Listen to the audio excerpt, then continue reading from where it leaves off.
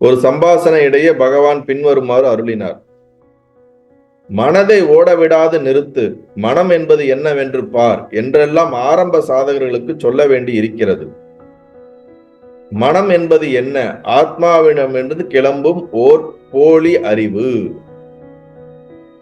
என்ன சொல்ல வர்றாருன்னா, பேசிக்கா ஸ்பிரிச்சுவாலிட்டிக்குள்ள வர்றவங்க, ஆன்மீகத்துக்குள்ள வர்றவங்க, ஆரம்ப காலகட்ட சாதகர்களுக்கு மனதை ஓட விடாம நிறுத்து, மனதை ஒரு நிலைப்படுத்து, மனதை அடக்கு, மனதுங்கிறது என்னன்னு பாரு, அதை பண்ணு, இதை பண்ணுன்னு 1000 சாதனைகளை கொடுத்து அவர்கள் ஆரம்ப சாதகர்களை தீவிர சாதகர்களாக, அதிதீவிர அதிகாரிகளாக மாற்ற வேண்டிய காரணம் இருப்பதினால் அவர்களுக்கு எல்லாவித அபியாசங்களும் பயிற்சிகளும் அளிக்கப்படுகின்றது.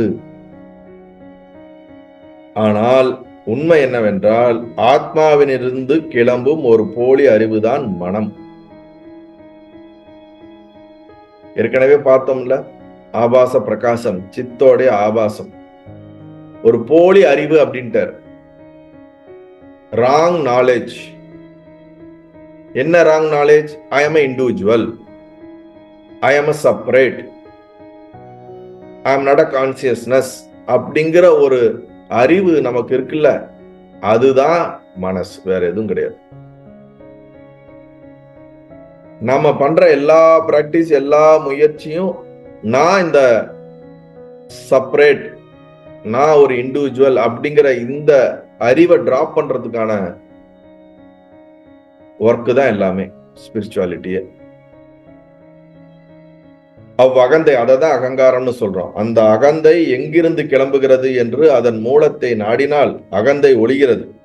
அகந்தை ஒளிந்த விடத்தே காண்பான் காட்சி என்னும் பாகுபாடற்ற அகண்ட அகம்போதம் ஒன்று இடையூறாது சுடர்கிறது.